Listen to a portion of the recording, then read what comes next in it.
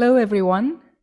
Heritage interpretation is a meaning-making process through communication, participation, and experience. But how we can do this process, meaning-making process, better? Probably the answer is in capacity building. And that is why the next 50 years of World Heritage System will more focus on capacity building program. As a part of exploring for the next 50 years of World Heritage Convention, we would like to discuss about the vision and future of capacity building program. I am Sujeong LEE, a moderator of this discussion today. We have invited 3 panelists from 3 leading institutes of capacity building program of heritage. So before we start, I would like to introduce 3 panelists. The first panelist is Professor SHAO Yong from Whitr-ap. And our second panelist, we have Ms. Haeree SHIM, the Head of Education and Networking Office of WHIPIC. Our final panelist is Ms. Valya Stergioti, a Program Coordinator and Training Coordinator of Interpret Europe. Thank you very much again for joining us today. Now I would like to ask 3 of you to start with brief introduction about the goal of your institute and why capacity building program is important. Shall we ask to Professor Yong first, Professor SHAO first? Okay, thank you very much. At first, maybe I would like to share the screen about one point about Whitr-ap and our mission about the capacity building. Sorry. Here, I would like to just share about our experience about the capacity building in our Whitr-ap. This is the structure of the Whitr-ap, and you can see the structure from the governing board, executive committee, secretariat, and we divided into 3 parts: centers, or the Shanghai Center based in Tongji University, and we specialized in the architectural heritage, urban and rural heritage, and cultural landscape, etc., etc., which means the living heritage, yeah. And the Beijing Center specialized archaeological sites and the nature heritage.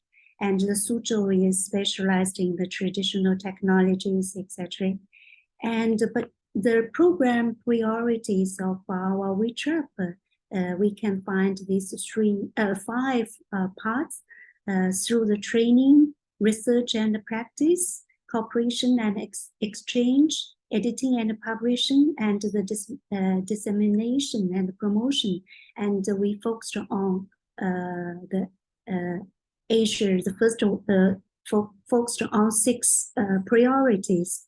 The first is Asia Pacific region capacity building strategy. The first one is about the capacity building, and then the main themes about HUL, historic urban landscape, HIA, heritage impact assessment, and world heritage and sustainable tourism, management planning for cultural heritage, and world heritage education. So based on these strategies and our capacity building, I mean, Whitr-ap Shanghai, just one of 3 centers, and we focused on the priority themes of World Heritage about the impact assessment for World Heritage and World Heritage and sustainable tourism. And we organized capacity building trainings, etc., for a long time. And we worked with the ACCU, NARA, ECROM, ECOMOS, etc. And also now we develop the capacity building of the historical urban landscape. So since 2008, Whitr-ap Shanghai has organized 46 training courses, which contributes to 1,817 professionals, while more than 19% are from the Asia-Pacific region. It also benefits 82 countries in total and 39 countries in this region. For example, last year, we with UNESCO Paris and ICOMOS and ICROM, and we organized a training on impact assessment for World Heritage in Philippines, and we organize this online training course and to do how organize the HIA under the context of World Heritage. And also, for example, the capacity building and technical assistance management plan for World Heritage in Mongolia. Also, we organized last year with the Cultural Ministry of Mongolia and UNESCO Asia Pacific sectors. Yeah. So this just these two cases, and also we have organized many capacity building program in China. For example, the World Heritage and Sustainable Tourism and Natural Properties, Wulingyuan Scenic Interest Park, and also the World Cultural Property, Hailongtun, and also, for example, the Pingyao Ancient City, Lijiang Old Towns, etc., etc. And so very important that to raise awareness of the local people, local authorities, and also very, very important to raise the technical level of the local technicians. Yeah. This maybe you can find some pictures from these training courses. It is a program-based methodology. With according to each World Heritage site, we will organize interview with residents, the questionnaires, and the research on state of conservation, and also some on-site workshops, and to work with the local authorities and the architects, urban planner, and preservationists, etc., etc. Yeah. So it is just a very brief introduction of Whitr-ap and also the capacity building program of Whitr-ap Shanghai. Thank you. Thank you very much, Professor SHAO. Shall we move on to Ms. Shim, please? Thank you, Dr. Lee, and thank you, Professor SHAO. I think Whitr-ap is one of the closest institute with WHIPIC, so I think we have a lot of things we can do with. So thank you for your presentation. To answer the goal of our organization, I will start with the overview of WHIPIC.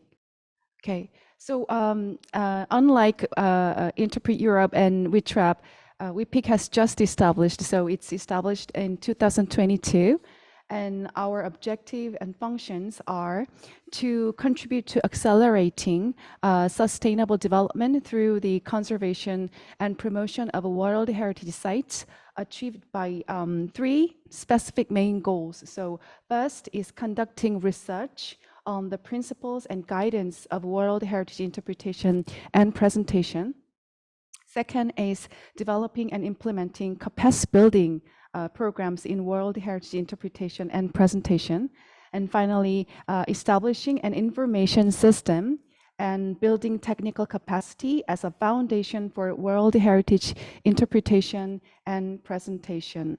So based on this, we have 3 pillars in WHIPIC. So first is research. In research division, we have theory and principle study, and also we have policy supporting. And then we have thematic study, including dissonant heritage. And then we have regional research. And then we have education and networking office, which I came from. So mainly the education and networking office's work is capacity building, both international and local. And we have, for the effective capacity building, we have developing a toolkit and materials. And along with capacity building, we think public awareness raising is important. And also through these works, we hope we can establish and widen the networks. And finally, in WHIPIC, we have information sharing and data management office. So in this office, we have establishing, the important job is establishing information platform. And also we hope to build a library and archivings. And then we have presentation method development research. And finally, media and promotion is one of the important works in this field. And all three divisions are all related and connected. And to answer the question of why capacity building is particularly important for our center, I would like to share the rationale for WHIPIC capacity building programs. So because we are interpretation center, we are based on, our philosophy is based on the Ename Charta, which is the e-commerce heritage interpretation and presentation for cultural heritage. So the charter says, along with the research and evaluation, training is the essential components of the interpretation of cultural heritage. And then we had the feasibility study for WHIPIC's establishment, commissioned by UNESCO, which was studied by Professor Mario Santana Quintero. And in this study, the center will be focusing on capacity building programs in the short term, and eventually establish regional training center in the global priority areas, including Africa and Central South America. And in Korea, we have also national law called the Special Act on World Heritage. And we revised in 2020 for the establishment of WHIPIC. And we also inserted that capacity building programs are one of the most important jobs of WHIPIC. And last year, when we established, UNESCO and South Korean government had an agreement. And in this agreement, it says the objectives and functions are development and implementation of capacity building programs for World Heritage interpretation and presentation. And because we are we are UNESCO organization, we work in the UNESCO framework. So according to UNESCO midterm strategy, it says we should be a capacity builder, which is providing advice for policy development and implementation and developing institutional and human capacities. And also, I would like to talk about the environmental setting that we have, which requires more and more capacity building for preserving and use of world heritage. So in 2002, we had the Budapest Declaration, which defined the capacity building as one of the strategic goals of the World Heritage and the core of the sustainable implementation of the convention. And in 2011, UNESCO had a very big paradigm shift from global training strategy to the World Heritage Strategy for capacity building. So it was a very big paradigm shift. And in this document, it says that the capacity building is the most efficient means of protecting OUV and other values of world heritage. And even for the document that policy for integration of sustainable development perspectives into the process of World Heritage Convention in 2015, it says capacity building for practitioners, institutions, and associated with communities network is required. And as you know, recent World Heritage Committees, they have a big surge in requests for capacity buildings for the protection and management of World Heritage sites. And finally, as you know, we have more and more dissonant heritage around the world, and UNESCO World Heritage Committee had a special international open-ended working group to discuss the site associated with recent conflict.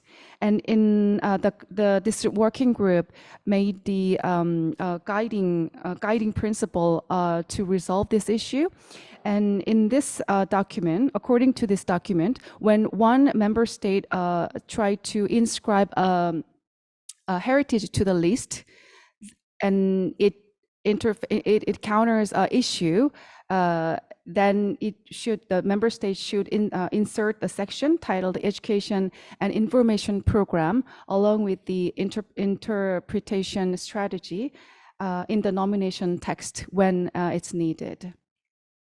So these were mainly the answer for the first question for WHIPIC. Thank you very much. Thank you very much, Ms. Shim. Shall we move to Ms. Stergioti, please? So, who is Interpret Europe? Because I'm here representing this network, and I would like to share a few words about who we are. Our motto is join and share, because Interpret Europe is a network of professionals from different parts of the world, mainly European countries, but not only. And through this network, the idea is that we want to share our experiences, to share our ideas, to make heritage interpretation stronger in our countries. The official name of the network is the European Association for Heritage Interpretation. It was established in 2010. And today we have more than 800 members in 44 different countries. We believe that to learn from our heritage is essential for a shared future in Europe, but also in the world. So our mission is to empower those who inspire meaningful connections with Europe's natural or cultural heritage and shape our common future. I would like to emphasize the fact that we talk and we use both types of heritage, natural and cultural, tangible and intangible, when we are talking about heritage interpretation. Our goals as an association is to embed heritage interpretation at European and national levels. So we are working both on the European level, like the European Commission or other institutions that are transnational, but also we are working on national levels, trying to embed heritage interpretation. And also to foster a growing membership that will support and be supported by the association. Very briefly, our structure starts from all of us. Every member is a part of the General Assembly, and we all have the responsibility, but also the opportunity to elect our supervisory committee. The supervisory committee appoints a board of directors, and it is the director or the directors who authorize some coordinators. Each coordinator is dealing with a different subject or a different area within the network.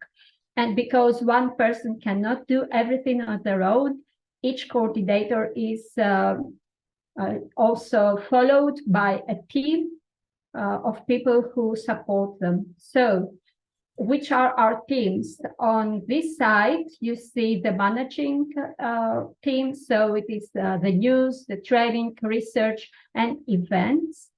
Then after that, we have different subjects. So a team that is dealing with cultural heritage or gastronomic or geological, natural, about tourism, about architectural heritage, and also a team for freelancers, because a lot of the professionals in our network are freelancers, interpreters who work as freelancers.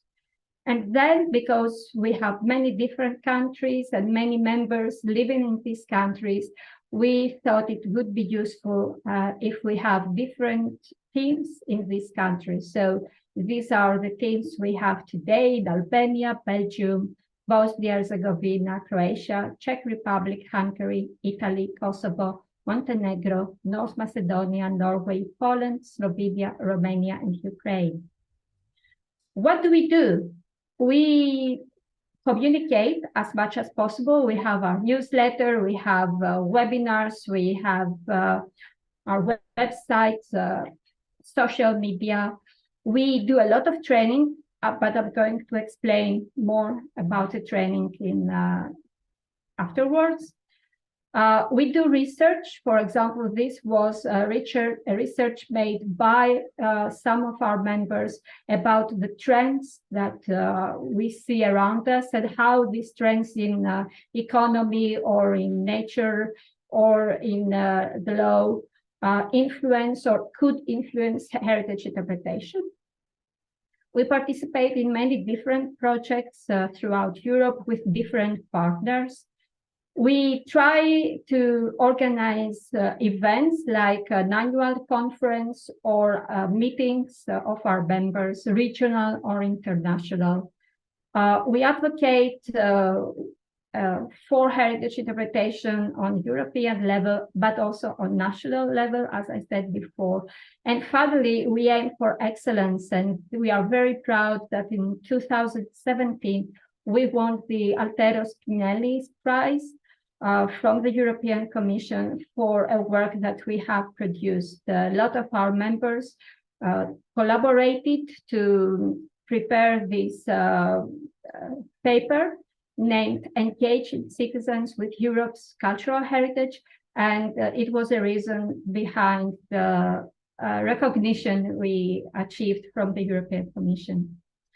So a map, just to give you an idea where we are in Europe, and also the right column, you can see the many different countries from all over the world. You can see we have members in Indonesia, in Israel, Kazakhstan, just to mention a few on the east, but also South Africa or Argentina, Brazil, Canada, etc. Finally, we have this website where people can see the material we are producing, which are free to use, not just to our members, but also to everyone who is interested in heritage interpretation. And of course, through the network, we have this communication. We see this as a communication channel between people, professionals of heritage interpretation and our network. Thank you. Thank you very much, three of you, and thank you very much for the brief introductions of the goal of your institute and the mission of your institute as well.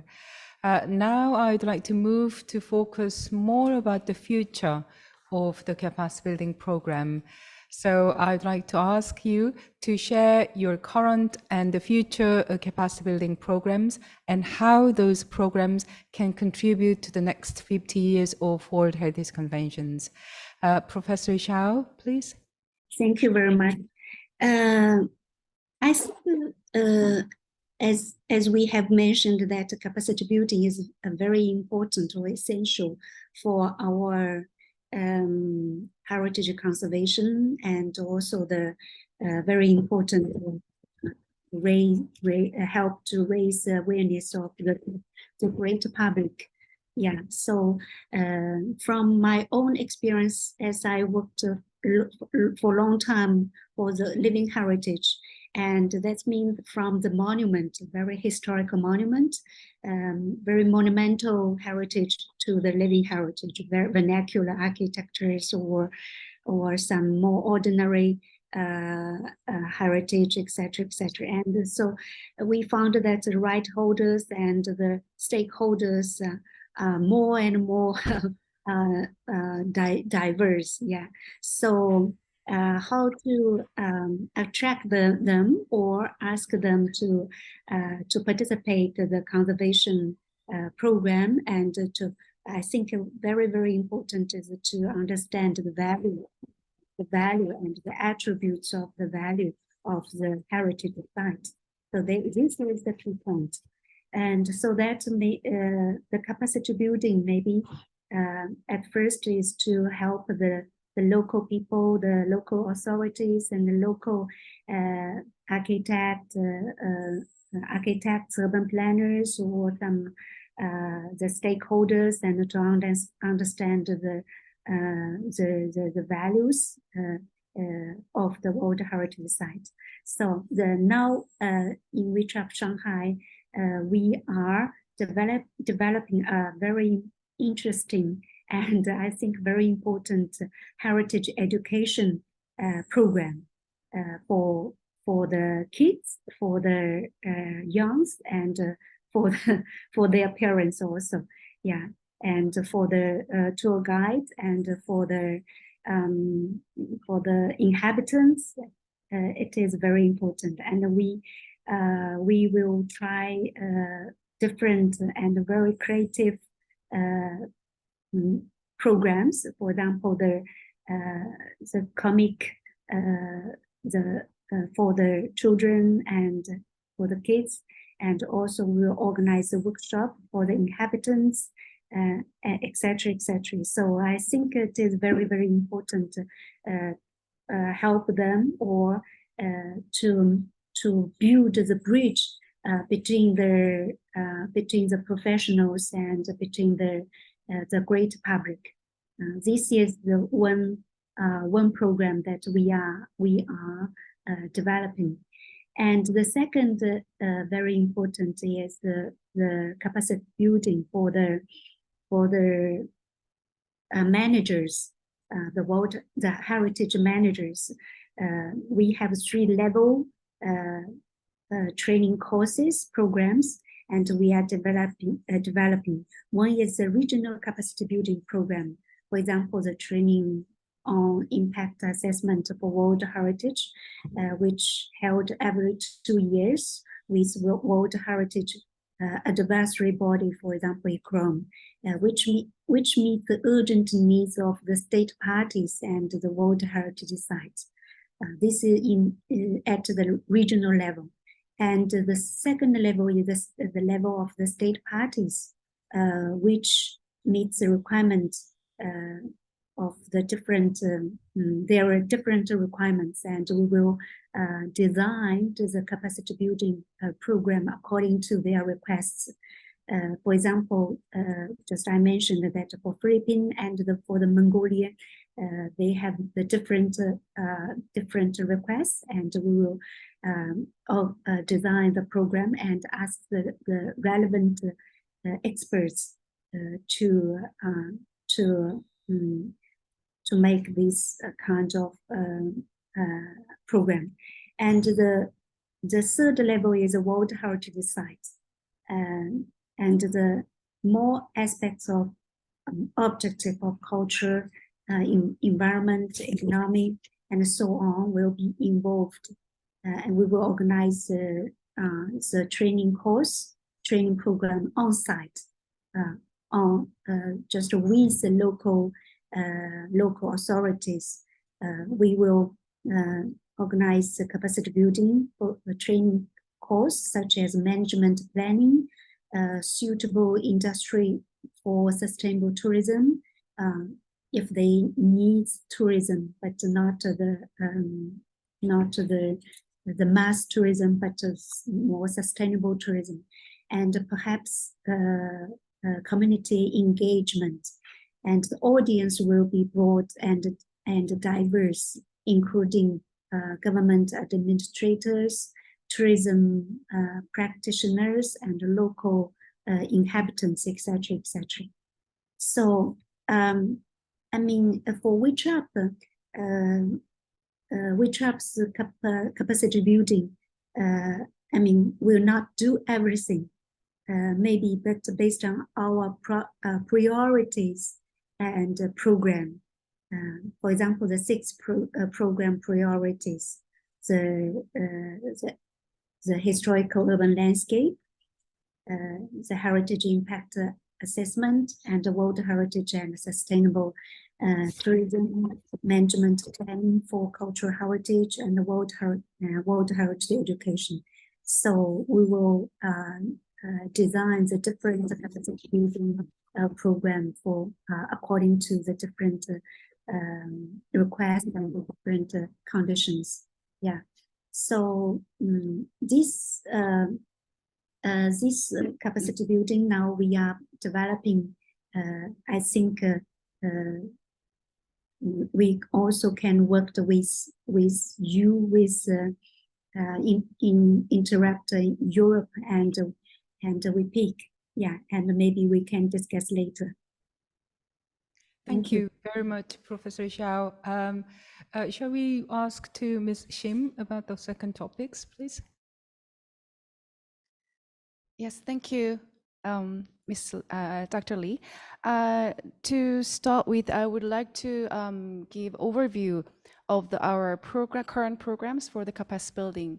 So currently, because this is the initial period for WHIPIC, we are having our very foundational research on capacity building. So from last year, we have a study on capacity building for World Heritage interpretation and presentation. And this table shown on the screen is the sample core module for our capacity building program. So core module is consists of 4 different sessions. One is World Heritage and Sustainable Development. Second session is Heritage Values and Attributes. Third is Interpretation Theories and Principles. And fourth is Interpretation in Practice. So currently, we are using this module to our pilot programs and other projects. And this is our main capacity building programs. Currently, we have 2 projects. One is international.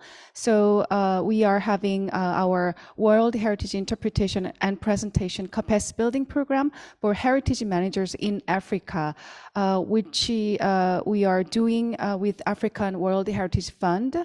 So for this program, we are first having our 3-day online session in August, and then we are having in-person workshop in October in Cairo. And we have 2 national programs as well. So first is World Heritage Managers in Korea Capacity Building Workshop. We are going to have it next week. And then the other one is Korean Heritage Tour Guides Capacity Building Workshop, which we have already done last month. And we also hope to contribute to the local people as well. So last semester, we had a program called Outside of School Class, Interpreting Heritage to the high school students in Sujeong City, composed of 7 modules, including World Heritage, Intangible Cultural Heritage, Memory of the World, Heritage and Jobs, and also museums and heritage use. And we're for this project, we are working closely with the Sujeong Municipal of Education Office. And along with capacity building, we think that awareness raising for the public is also very important. So currently we are leading the heritage interpretation component for the rehabilitation and development of Great Zimbabwe World Heritage Site project, which is a 2-year project and funded by the France Development Agency. And we're working with UNESCO Regional Office for South Africa. And also we are having the site event for the extended 45th World Heritage Committee this year in Riyadh in September. So if you are in the committee this year, please come and join us. And finally, we are having this Understanding Heritage Interpretation video production, which is easily accessible for children and just public as well. So when it's done, we'll be publishing and distributing the video to your organization as well. And these are the awareness raising programs that we had, including webinars, lecture series, and anthology research book for the 50 years of the World Heritage Convention. So these programs are all available on our YouTube and our website as well. So please join and use our materials. So to talk about our vision for the capacity building, it's strengthening heritage interpretation to resolve relevant issues, responding to emerging priorities of the World Heritage Sites.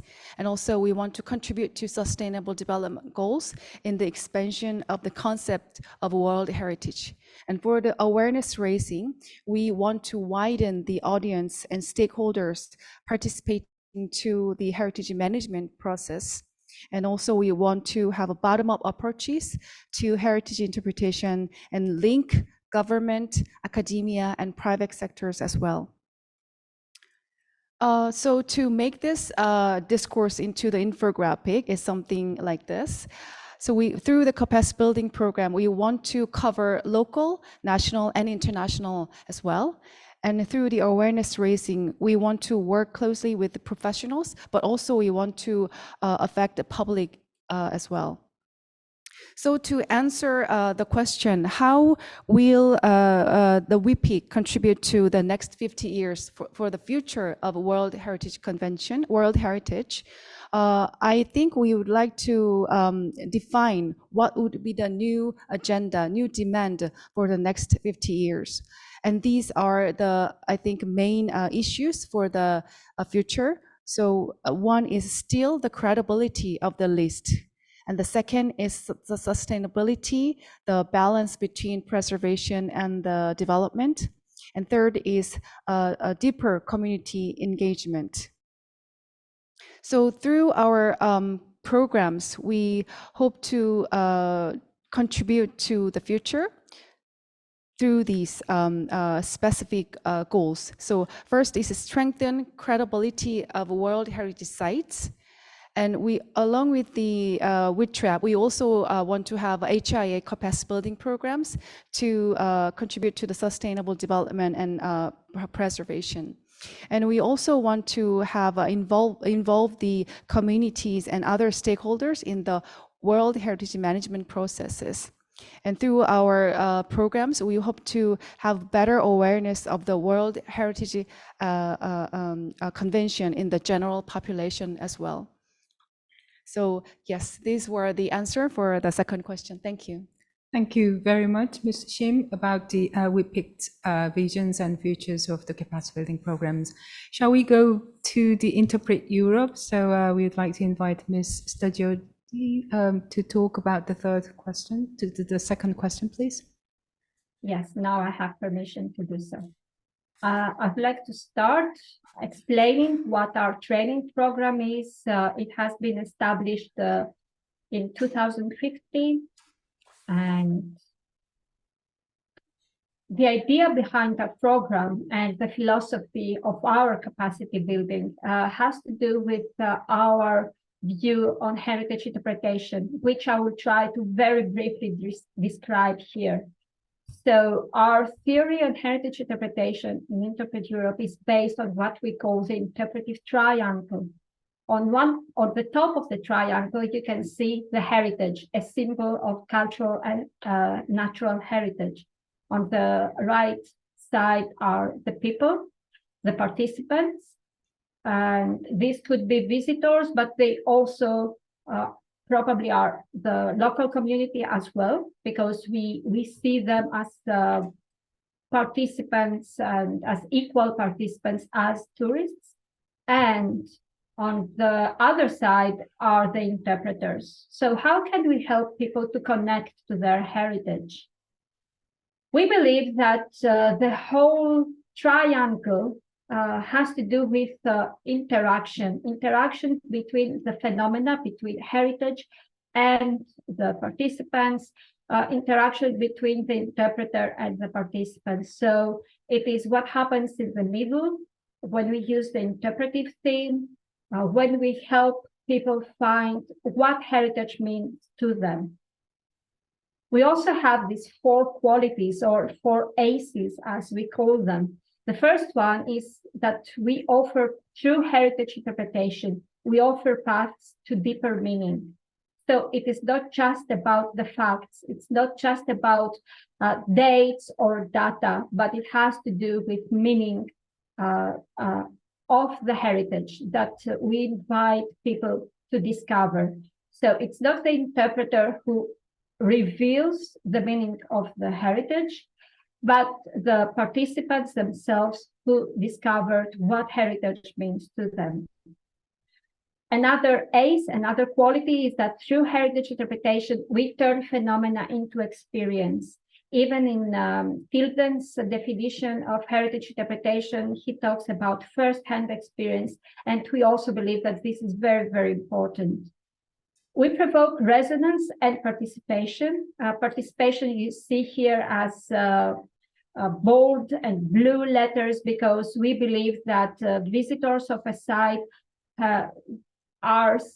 should be participants and not mere listeners. They are not the audience, but they are part of the game, of the interaction that happens in the site. And finally, we do all that because we want to foster stewardship for all heritage. Again, I would like to emphasize the word all heritage, which means that we believe that heritage interpretation is not just about revealing or promoting the importance of one site, but rather to use the site, to use the phenomena so that people can relate to that and also understand the common features that all heritage sites have around the world. So a more symbolic way of describing the interpretive triangle is this one, where phenomena take the view of experience, people become participation, and interpreters are the triggers of stewardship. And in the middle is the word meaning, which we feel is the most important. I mentioned before the activities Interpret Europe does, but one of our most important activities these last 8 years has been training. Our program consists of 3 certification courses and 2 modules, and more modules or courses are about to start. So the first one is for interpretive guides, has to do with personal interpretation. The second one explains how to prepare interpretive texts. So it is for writers of panels, brochures, audio guides, etc., any interpretive text. Interpretive planning course. So for this course, we see a site as a whole, and we consider how to prepare interpretive plans with the local engagement variable also in it. I mentioned before we have some modules. So modules are shorter training events. This one is for interpretive hosts, and we have another one for live interpreters. Live interpretation, it is the costumed interpretation. This is the term that we use in Europe. To create a course, it all starts from the members. If a member feels, if some members feel there is a need for a specific training to be organized and implemented, then we start working on that. We ask members who are most experienced on this topic to help us, and together we create the training.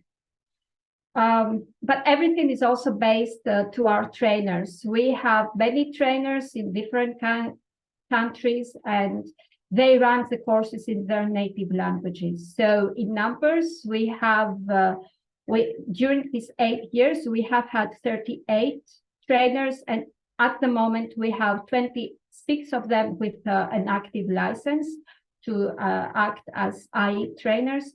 They come from different countries. In 2022, this is just an indication, we had 31 courses in 13 different countries. And so far this year, we have had 29 courses in 11 countries. So you see that there is an average of 30 to 40 courses going on each year. There was a drop with the COVID years, but now we are going back to the numbers we used to have. And each course has an average number of participants of around 10. Just an image to show you, our courses take place mostly outside, on site. They use experiential learning. We ask people to actively engage themselves to go out of their comfort zone and to test their interpretive skills. The qualities we are aiming for is to put things in a wider context, to follow the cooperative approach. So participants of courses work sometimes individually, but most of the times they work in groups, to offer some challenges, to be inspiring, well prepared. This is, you know how important this is. To offer variety, remain fresh and relevant, so all the courses are regularly updated, their content. To open up professional opportunities, because our courses are open to our members, and as I explained, Interpret Europe members are professionals. So these courses are meant to help them build their competencies, their skills, so that they have more professional opportunities. And finally, for the certification events, to have transparent and clear certification requirements. We ask the course participants to learn how to evaluate existing interpretive services, how to develop meaningful and site-specific interpretive walks or plans or texts, to build sustainability and global concerns into their interpretive activities, and help people connect to their sites. Some quotes that came back from the course participants. Some people said that they can now improve their interpretive services based on quality criteria that they learned during the course. They find it easier to inspire a sense of stewardship for the site. They can help participants become more mindful towards heritage and society, and that they now feel as active links of a bigger whole, which is also very important. For us, this is the most important thing that Interpret Europe offers, the feeling that you are part of an international community of interpreters. I mentioned before the live interpretation. This is just an image to see one of the training events that took place in Croatia 4 years ago. Our vision for the future, I feel it has already started a few years ago, together with the UNESCO's Venice office, which is the regional bureau for science and culture in Europe. We organized two what we called World Heritage intercourses. These were for people who work at World Heritage sites, and they were based on our interpretive planning course. So people from different countries came, and within 1 week, we explored how to make interpretive plans together with the local community, thinking about sustainability issues, thinking about human values. And this is not over yet. We have some of the participants of these courses now preparing full interpretive plans for their sites, and we hope to disseminate these ideas and this practice to World Heritage sites from all over the world. What is the vision for the next 50 years? Although 50 years is a long time ahead, we feel that in World Heritage sites, World Heritage sites could become places where people come and get inspired and get ideas on how to create a common future. So it could be a place for conversation, for discussion. It could be a place where each one of us thinks about themselves as citizens. We think about themselves as stewards of our heritage, and we find ways to co-create a future. So for us, through this training program, we would like to make interpretations that help people become mindful towards heritage and mindful toward heritage from other cultures as well. And we would like to help interpreters support those people to discover the meaning that heritage has for themselves. Thank you. Thank you very much, Ms. Stergioti. Thank you very much, all of you, to explore the second topics. Our final topic is about the collaboration between the related institutes.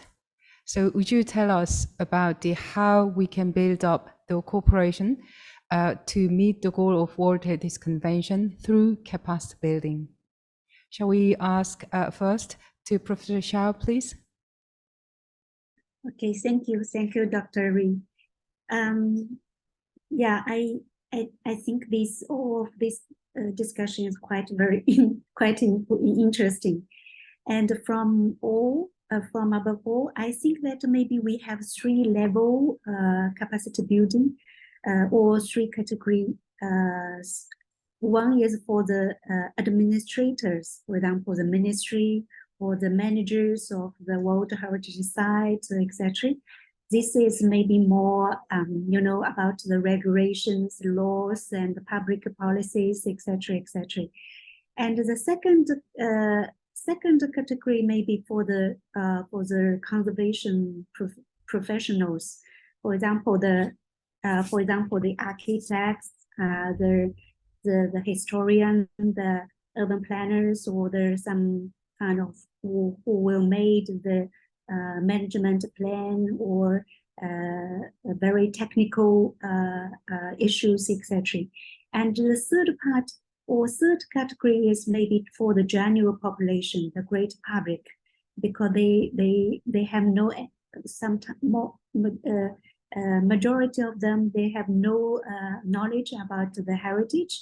They are visitors, they are the inhabitants or the students, and maybe we need to build the bridge between the professionals and to these general populations. Yeah, so I think maybe we can discuss which kind of the category. Yes, maybe we can work together and to develop the program, common joint program. Yeah, this is the first question that I would like to ask. And the second maybe maybe about the suggestions. Yes, for the managers or the professionals, maybe we can organize the seminars or to enhance the communications and exchange about the knowledges or the contents of the training courses, etc. Yeah, but for the general populations, maybe we can. This is just one suggestion from my mind. Yes, maybe we can establish a pilot project or pilot program. So our three institutes, maybe we can maybe give one site, one heritage site. For example, China, maybe I think Pingyang Asian City, or maybe Korea, maybe you have another site, or in Europe, maybe we can compare the different principles, methodologies, etc., and to better understand the experience from each part. Yeah, and then we can also work together for improve the existing capacity building program, and maybe also realized little by little on site. So I think it is maybe very interesting as to establish a pilot project. If we can achieve the common concept or common result from this pilot project, and maybe we can promote or we can generate them through our network. For example, Whitr-ap, we have the Haeree. This is a network of the heritage practitioners supported by Whitr-ap Shanghai for the Asia Pacific region. And so that maybe we can generate this our experience, common experiences through this network or through Interpret Europe, or etc. Yeah. So this is my ideas for the first action. Yeah. Thank you. Just waiting for your your good idea. Thank you very much, Professor SHAO. It was a very much important suggestions that you made. Still, we do have to develop the ideas. Okay, shall we go to Ms. Shim about the WHIPIC? Thank you, Professor SHAO. Thank you for bringing the joint program for not only the practitioners and heritage managers, but also for the general public. I think this will be very meaningful, and this is something very practical that we can do all together. And I also would like to talk about the 2011 UNESCO World Heritage Capacity Building Strategy. And recently, ICROM has published a review report of how, for the 10 years, how the capacity building strategy has been implemented. And for the, just skipping the positive side, but to talk about the negative side, the ICROM has evaluated that it has failed to widen its audience, unfortunately, that to the institutions and networks and communities, and also for the national level policy and the governance and frameworks as well. So I think to fill the gap, we could also make a joint program to have a capacity building program for the marginal people that we have overlooked so far, so including communities. So that will be my suggestion as well. And also for the other thing, we have new priorities and new agendas as that society has developed. So now we have, I don't know, climate change, of course, and disaster risk reduction. And also the heritage impact assessment is really important. So I think we could probably not only the basic usual preservation and protection of the sites, but also we could work on the particular agenda every year to develop a new subject or theme so that we can work together for the further collaborative capacity building. Thank you. Thank you very much, Ms. Shim. Shall we move to Interpret Europe, please, Mrs. Stergioti? Yes, thank you. I liked a lot the idea that Professor SHAO shared about categorizing, let's say, the audience or the participants of our capacity building effort. I agree, talking about Europe, okay, which are more familiar with, I agree that a lot of times people on higher positions have no idea what heritage interpretation is. And and I often felt I need to use specific examples to help them understand that heritage interpretation, it's not just the presentation of a heritage site, but something that goes beyond that level. So I agree that this would be a different sort of public to approach. Very interesting. I'm not so sure how similar are this group in my part of the world with your part. I suspect there are many similarities that we could learn from each other. And also I liked the idea about the local community. In our training program, locals are seen more as co-creators of heritage interpretation. We like to see them like that because maybe sometimes they lack understanding about the scientific importance of a heritage site. But if you live nearby I don't know, some important World Heritage Site, this is part of your life as well. And you know stories about the site that perhaps the scientists don't know. And we very much like to invite these stories inside our heritage interpretation and listen to the values that this site might have for these people.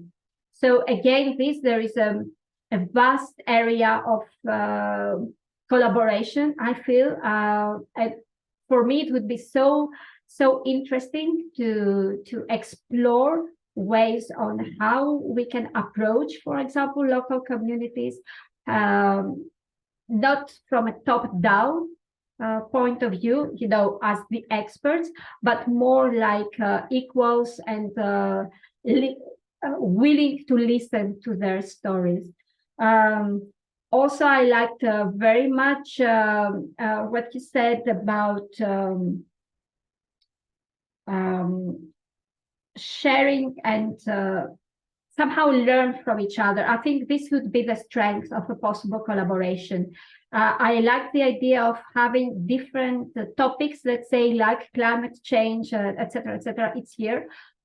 To be honest, I'm not so sure 12 months is enough to explore such big topics and how to deal with them through heritage interpretation. But yes, I feel they are very important.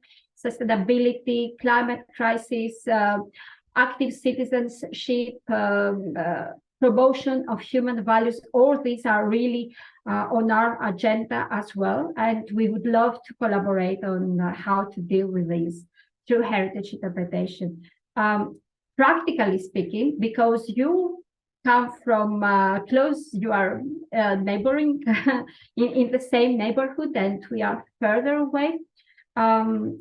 Practically speaking, I think it would be very valuable if we could have some of our trainers, if possible, come to your countries to exchange ideas and maybe to show you what we are doing, and then you show us some of the programs that you are involved in.